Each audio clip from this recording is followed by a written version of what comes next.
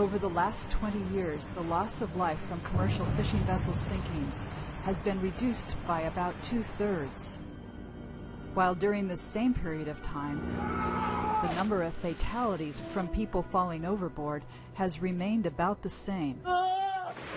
These fatalities are occurring even when the vessel is not in danger from fire, capsizing, collision, or grounding. These one-by-one losses account for up to 1/3 of all the people who die while commercial fishing. How do you prevent a man overboard? How can you protect the lives of your crew? What deck safety practices do you insist your crew follow to prevent man overboards? Hey, I told you not to go out on deck alone. Do you have a man overboard retrieval system worked out to get your crew or yourself back over the rail? Do you practice monthly man overboard drills? Man overboard drills, starboard side. Keep your eye on that grid. Without a plan, you can end up with a disaster. I was shaking a fish off the troll line and missed it the first time. I was a little irritated at that and reached over farther to unhook the fish, and my foot slipped as I leaned over the rail. I was balancing on the rail. The next thing I know, I was in the water looking at the rail as it was pulling away from me. I remember seeing the gaff hook I had in my hand and my hat floating behind me. I remember looking out and seeing the float bag, and I said, that's connected to the boat. So I swam away from the boat by about 40, 50 feet, caught the float bag as it went by, hooked my hand in it, and so I was now connected to the boat. Leland ran back to the cockpit and pulled the fishing line in the float bag.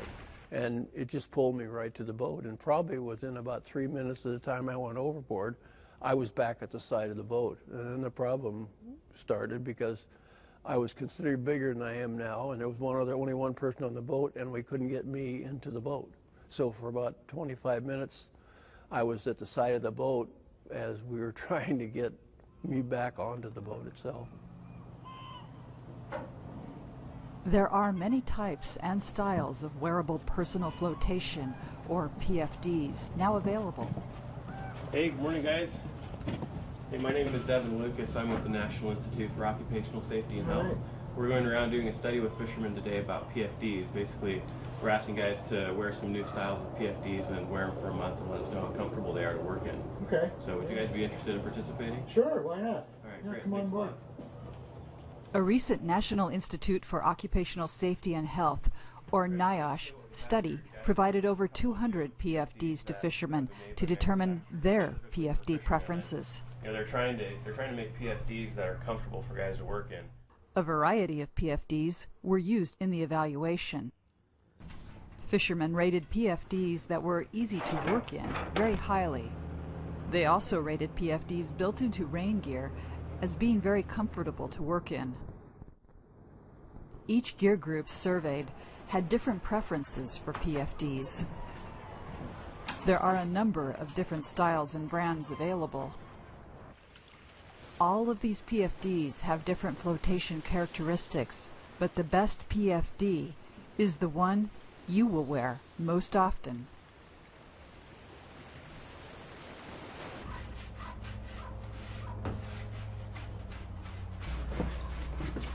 Excuse me, are you Steve? Yeah, you must be the new guy. Yeah, Rick. Come on aboard.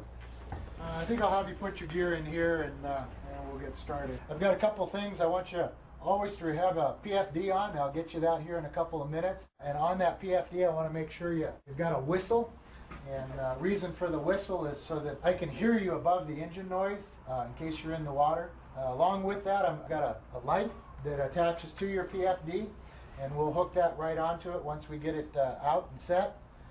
And then I've got a knife, this to help you free yourself in case you get caught up in some line or some rigging. And that just goes right onto your suit right there, and so you can grab that. You might want to practice getting a hold of that once in a while and cutting yourself free. Any questions about what we're going to do? Okay. This is our Man Overboard alarm, and it's activated by this transmitter. And I'd like you to keep this transmitter with you anytime you're out on deck, and make sure you've got that in your pocket or attached to your clothing in some way. And that way, if you go in the water, it'll set off the transmitter, and we'll know that somebody's overboard, and we'll come back and start looking for you. Okay? I want to show you our Man Overboard Retrieval device. This is called a life sling. A person with water-soaked clothing is almost impossible for most people to bring over the rail without a mechanical advantage. Come on, grab on, man! Cold water also makes it difficult for the person in the water to hold on to anything. Traditional life rings may not be effective. They rely on the strength of a victim who is suffering from cold water. You need a lifting device that will do 3 things in calm or rough water. First, provide flotation to the victim. Second, be able to take slack out of the rescue line so the victim cannot fall out of the rescue device. And third, have enough line available to attach the victim to the vessel and to the mechanical advantage to help pull the person aboard. Once someone is in the water, is not the time to figure out how to get them out. The victim has only a short time to help themselves due to the cold. There are several products on the market that fulfill these 3 requirements. The life sling is a device used on some fishing vessels. It has the advantage that it can be attached to the boat to circle the victim. The 125-foot line already attached to the vessel can then be led to the mechanical advantage. Some life slings are also U.S. Coast Guard approved and can meet requirements in place of a life ring on commercial fishing vessels.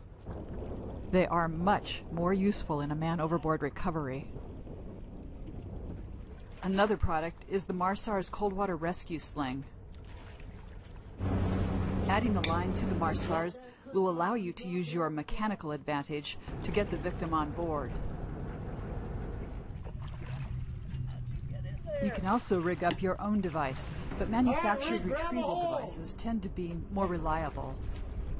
A throw bag can also be a very useful way to bring your survivor to the vessel quickly. Dip it in the water, it should give you another life jacket. No matter what type of system you use or make up yourself, have it ready to go and practice with the crew during your monthly drills. There are 9 steps in the man overboard recovery process. First, let the wheel watch know what side of the vessel the crew member fell from. Man overboard! 8 o'clock, 30 foot! All right, Dick, I'm coming to port! Keep your eye on him! Second, maintain a sharp lookout, keeping the victim in sight at all times. Point and do not let your eyes off the person in the water. Get a buoy and get your immersion suit on. Third, mark the location the victim went overboard with smoke or a buoy in daylight, or a marker light after dark. Fourth, the person on the wheel should also mark the spot on the GPS. Fifth, return the vessel to the victim. There are 2 principal methods of turning: the Williamson turn and the simple circle. The Williamson turn is the traditional method for returning in poor visibility, at night, or with large vessels where the man overboard may not be in sight. By coming over to a course 60 degrees from the original and then to 180 degrees, the vessel will come back to her original course line, heading out the opposite way. In daylight, where the man overboard can be kept in view, a simple circular turn is faster. Sixth, have a rescue swimmer in an immersion suit with a detachable lifeline ready to go into the water. Without a prepared swimmer, chances are someone will jump in unprepared if the victim is weak or unresponsive. Without this protection, the rescuer will become another victim. Seventh, approach the victim closely but very carefully. Eighth, deploy the rescue device within the victim's reach. Keeping tension on the line will help hold the victim. Ninth, a mechanical advantage will almost certainly be needed to hoist the victim aboard. Be sure to bring the victim on board belly first to avoid injuring their back. Some boats can trail the rescue device astern, hauling it in a circle to contact the victim, just like picking up a water skier. Adapt a lifting method to the equipment available on your boat. If power is not available, use a simple block and tackle that can be operated by one person. Practice man overboard drills in a hands-on way before an emergency occurs. Conduct monthly emergency drills. Your chances of a speedy recovery will increase greatly with practice.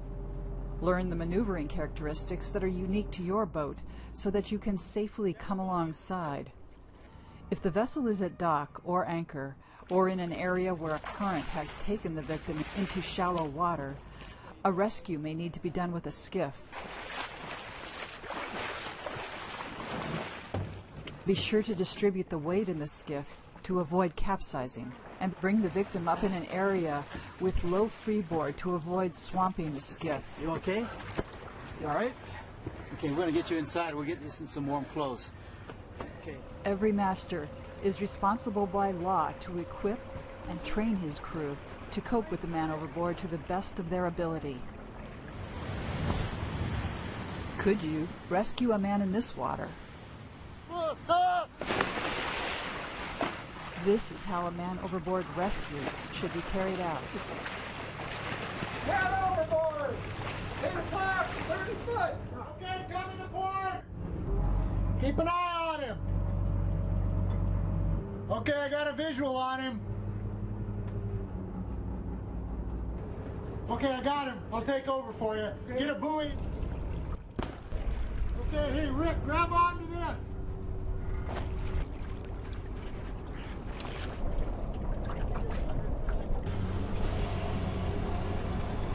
There it comes. Up. And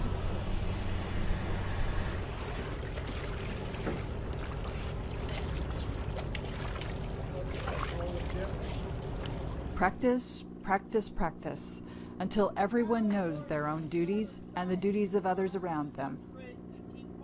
It is much easier to prevent falls overboard in the first place than to recover someone from the water, especially at night, in rough seas, or when the location of the man overboard is unknown.